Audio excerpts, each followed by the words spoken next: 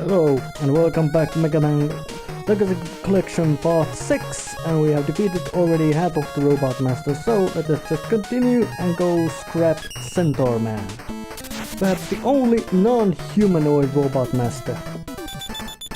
Yes, he is a centaur, he has 6 limbs. And for some reason his is the water level of this game, which includes pelicans, which are actually quite notoriously omnivorous asshole birds, and these things which actually fall from the sky and float in water. This thing, and there's a waterfall. And of course some deadly pits. And strangely enough, pelicans spit out fish instead of in, knowing that they are quite notoriously gluttonous birds. Yes, that's one of the places where it's quite impossible to avoid getting hit. But let's just keep going. Oh damn. And like in every other water level there's spikes, except in Megaman 1 the water level did not have spikes. Oh yes, and Gemini Mass level also didn't have much spikes, but it had lethal pits. And yes, you have to do a bit carefully this part, as this spike you can very easily jump the spikes, but you still have to manage to jump far enough so you can get over the floor spikes. Yes, they made this quite tricky. And gravity is reversed. The surface of water is above us, and we're underneath the water line. I have no idea how the physics of this works, because this is the first time in all Mega Man series there is any figure like that. But you have to use the water lift of the water to give you some extra boost, and it goes missing completely. Perhaps that was not water at all and just something inside of a computer simulation, which made Mega Man believe he's in water and his heavy robot mass to behave similar way, knowing that he has to weigh about several hundred kilos, or at least easily over 100 kilos, as he's mostly made of metal, and he's not made of any alkali metals, which are light. No, he's probably made of steel and titanium and all that kind of stuff, making him very heavy. And of course, knowing that he can still move around very fast despite being humongously heaviness, he's probably very strong. Something you don't wanna have a fight with, as it is probably very hard, and all that power is actually focuses on quite small space. When he hits you, it'll break your bones very easily. And some sort of octopus things using ice and rockets, or ice chunks and rockets. Obviously not rockets, missiles, because they seek me home in on me. And Centaur Man's level is one of those levels which have 2 paths, but this time it's quite simple. Just glide over with Rush Jet and go fight. And as he is a monster, we need a knight and a shining armor to destroy the monster. And that means that Night Chain or whatever, Nightfall or whatever is Centaur Man's weakness. And he charges at you, shoots that kind of ball which breaks down, and he charges at you more. And he also knows how to teleport and freeze time for some weird reason. Yeah, I can believe that charging and shooting to be Centaur's abilities, but that time freezing thing really strange. And of course, him being a centaur means he's bloody big, so he's quite difficult to jump over. And of course, if he rams you, it does much more damage than his attacks. But you get the centaur flash, the time stopper weapon of this game, with actually quite inappropriate color scheme. But then again, he was in a natural green level, or actually he wasn't, it was the plant man.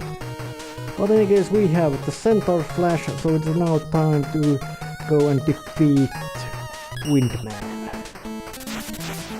Yes, this is... yeah, it's looked like he's some sort of a goofier looking brother of Airman of Mega Man 2. Instead of having just one huge fan, he has two shoulder fans on his shoulders. And this level is some kind of a tower, like a in the sky at least, that means. And generally speaking, the levels in Mega Man 6 do not feel as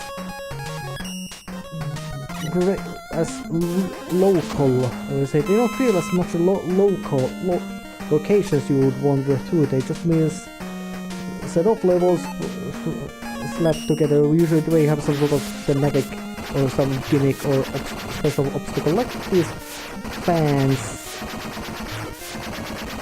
which are quite interesting feature of this level. But general, and of course the Centaur Man's upside down water face and water itself, but in a sense these are much duller levels. And these things you can punch to death with Rush Fist.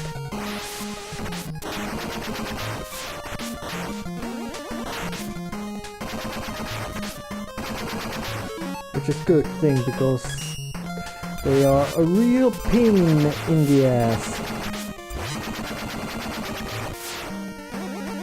And these things are also quite annoying as they tend to just wiggle around and be difficult to hit.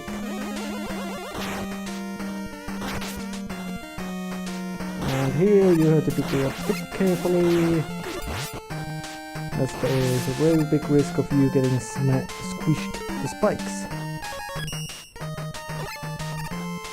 And these things are new. When you jump on them, they turn around. And of course when they turn around, it means you have to jump on them. And we just fly up here to get an E-tank. And yes, the fact that Rush Jet has only limited height it can deliver you means sometimes you have to do a bit of trickery with it. Just scrap that thing as well. Just to get that, not so much of a one-up, but to get that extra energy. Thank you. Now I'm almost full again. It's time to go. It's interesting that they make the direct contact with Robot Masters much more dangerous than their attacks, as in Mega Man 1 it was usually vice versa. You could take a ramming from Elecman or Iceman, but you definitely do want to get shot by them. Oh damn, those things are always a bit of a tricky ones. And some empty room or weird room without any specific purpose. And of course we have these kind of...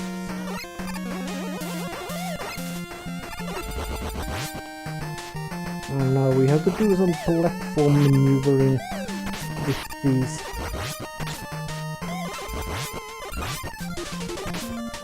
Damn it, that was a bit of an annoying place. But we have gone through this tower or whatever it is, and we are prepared to face Windman. Yeah, he's passing wind. He passes wind. Actually, that's one of his abilities. He does pass wind.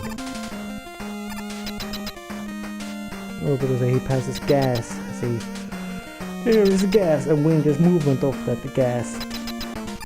Yeah, come on here, Dr. Fuzzman. And I personally do not remember what he was weak against. Let's try Centaur Flash. But he shoots that kind of four things. Yes, he actually can be, and he can also suck you in, which of course makes you difficult. And his attacks do that kind of wavy pattern, but if you move it just right range, you can actually dodge it quite easily.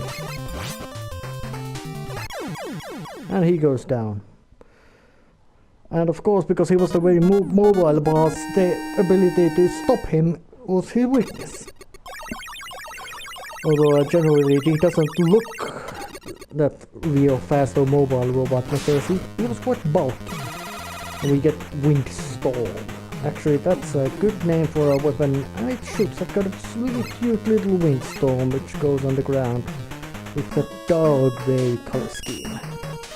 But for the next time we have only 2 robot masters left, and that will be next time. See ya.